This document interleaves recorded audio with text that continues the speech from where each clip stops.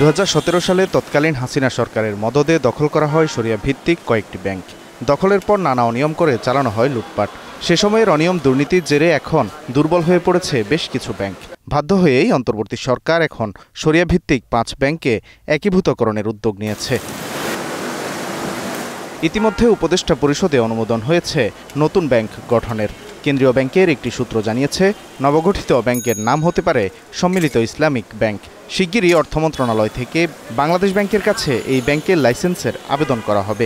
পাশাপাশি দুর্বল ব্যাংকগুলোকে ক্ষুদ্র আমানতকারীদের অর্থ ফেরতের জন্য দেওয়া হবে তহবিলও, যার আওতায় সর্বোচ্চ 2 লাখ টাকা পর্যন্ত পাবেন আমানতকারীরা।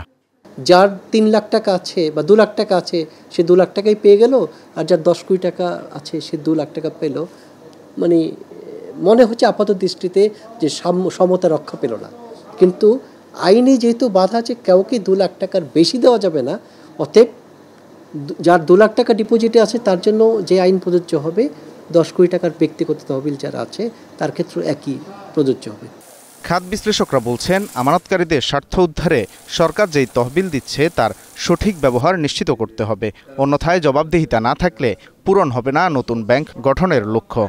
আমানতের অর্থে একদিক থেকে লুটপাট হয়েছে, আবার ট্যাক্সপেয়ার্স মানি যখন এখানে ক্যাপিটালাইজেশন করা হচ্ছে, মূলধন হিসেবে সরবরাহ করা হচ্ছে, এর অর্থ এই নয় যে এই টাকাটাও যদি আবার পূর্বেকার মতো হদিস না মেলে তসরুফ হয়, কেউ লুটপাট করে নিয়ে যায়, সেই ক্ষেত্রে জবাবদিহিতার যে প্রশ্নটা, এটা কিন্তু আমরা কর্তৃপক্ষের কাছে রেখে যেতে চাই।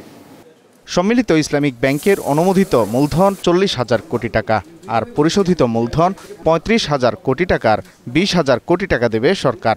এছাড়া 15,000 কোটি টাকা আসবে ডিপোজিটর ইন্স্যুরেন্সের ফান্ড থেকে। Walid Sakib, star news, Dhaka.